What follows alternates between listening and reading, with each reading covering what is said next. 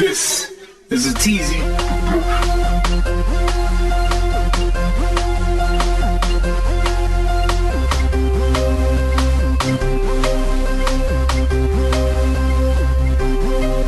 Ella ya no cree, ella ya perdió la fe. Desde que se fue su único y grande ser. Pero ya no sabe que Dios tiene el poder de que en otra vida a su hijo vuelva a ver. Nada ha cambiado, todo sigue igual. Tiempos tristes, el tiempo fue a volar. Hoy recuerdo el último día en verte. 2 días después y noticia de tu muerte. Que si nos duele, mira si caló. Oye primo, te fuiste y nos dolió. Tu jefita la dejaste y te fuiste. Casi diario todos estamos tristes. Aún recuerdo que tú antes de morir me dijiste que no querías vivir. No sé por qué presentías tú ya algo malo. Y yo por dentro hay algo que me trago. Se me hace un mundo pero no puedo callarlo. Cuando marchó en su muerte fui a salarlo.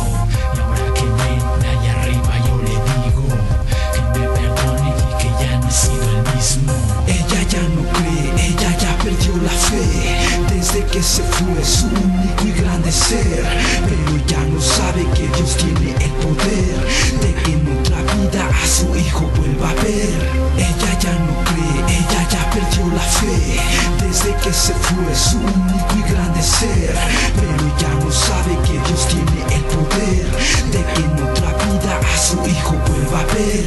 Ella es la que perdió la fe, la que perdió a su hijo con edad de 16, la que sufre en las noches llorando por quien se fue, la que culpa a Dios Padre por su hijo recoger. Han pasado 3 años y a Jehová no va a volver. Son las tristes palabras que salen de esta mujer. Estando equivocada, odia de Cristo saber. La herida con la rabia ya no la dejan creer. El amor de una madre es lo que sufre esta mujer. Desde aquella tragedia que perdió a su único ser.